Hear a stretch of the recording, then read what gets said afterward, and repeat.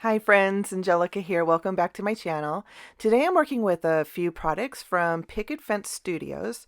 I was sent a package with some products from their July release, which is now available, and I picked You Creep Me Out stamp set for today's card.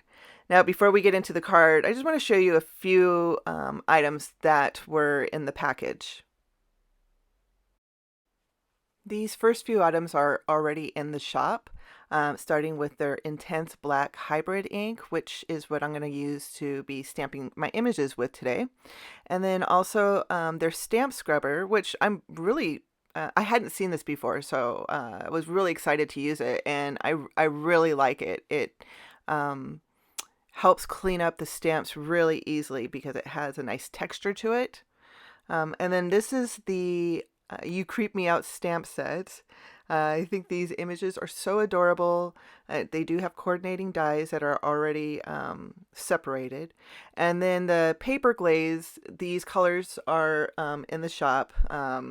They're Black Pansy and Marigold Orange. And I wanted to swatch them out real quick just to see the colors and the texture, how they do on paper. I'm using Nina Solar White 110-pound paper. It worked perfectly. The paper didn't really warp or anything, even though this product is wet. The texture, super soft, like room temperature butter, even softer than that.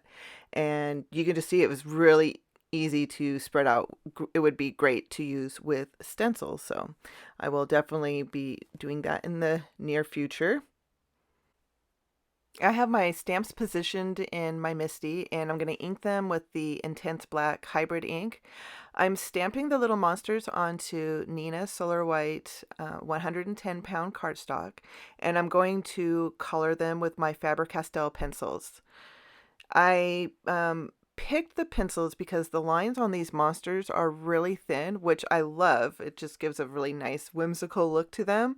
But I've had a feeling if I did try to use Copics, because the lines were so thin, I might have a problem. So I went with the pencils, and it was quite a treat. I hardly ever color with pencils alone.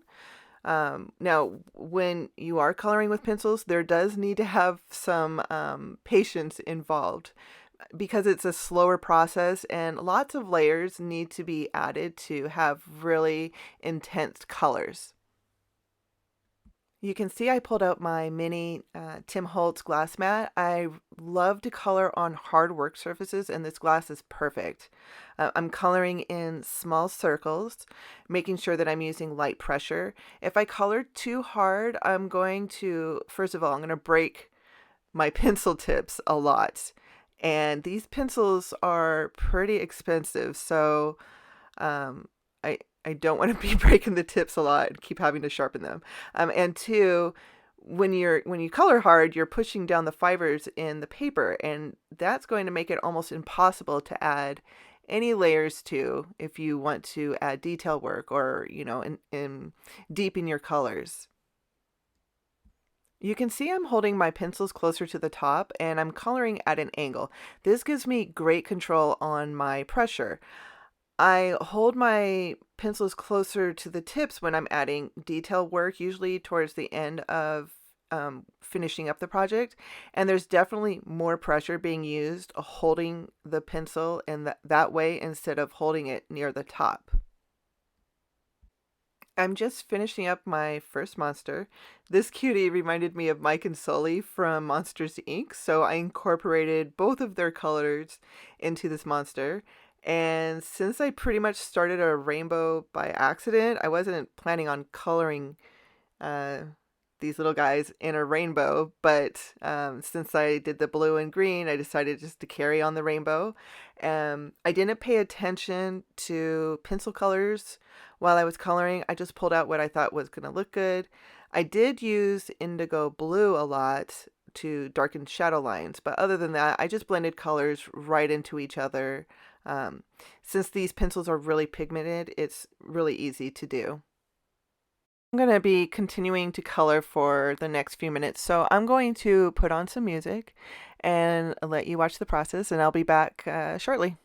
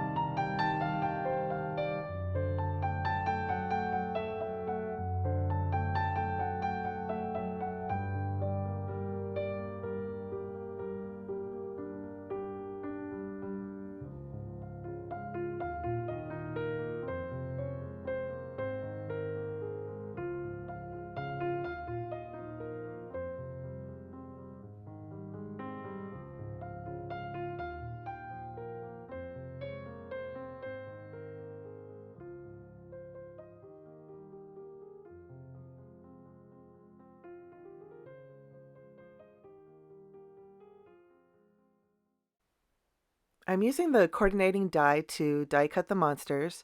These dies do come detached, which I love. I'm going to quickly tape the die down before I run it through my die cut machine. I have a white card base that I'm going to stamp a background on. The monsters are going to sit on a smaller white card panel, which I already stamped a sentiment on, and I want to break up the white that on the card base with the monsters. So I pulled out several acrylic blocks, and I'm going to stamp the single monsters from the stamp set onto the card base.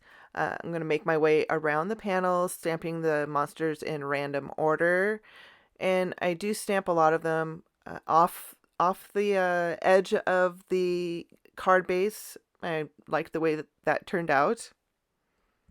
I'm not worried about stamping in the middle of the card base since the monster panel will be covering it.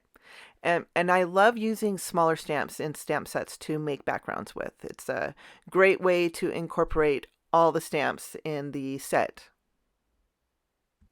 To put the panel onto the card base, I'm going to use double-sided adhesive and craft foam.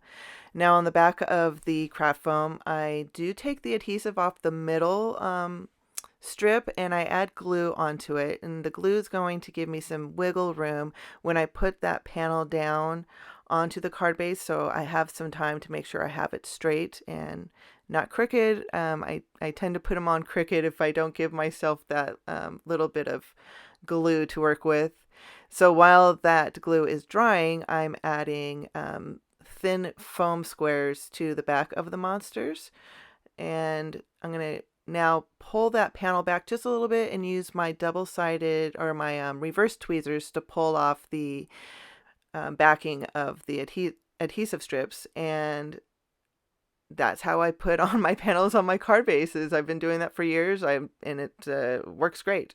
So got the backing off the foam squares, got the monsters on the card base, and that finishes the card. I think this little monster party turned out great, and I'm really glad that I picked pencils to color them with. It was a lot of fun. I want to thank Picket Fence Studios for letting me share their products today. And thank you for spending some time with me. If you liked what you saw, please give this video a thumbs up. And if you'd like to see more, be sure to subscribe. I'm going to be back shortly with another video, so I'll see you then.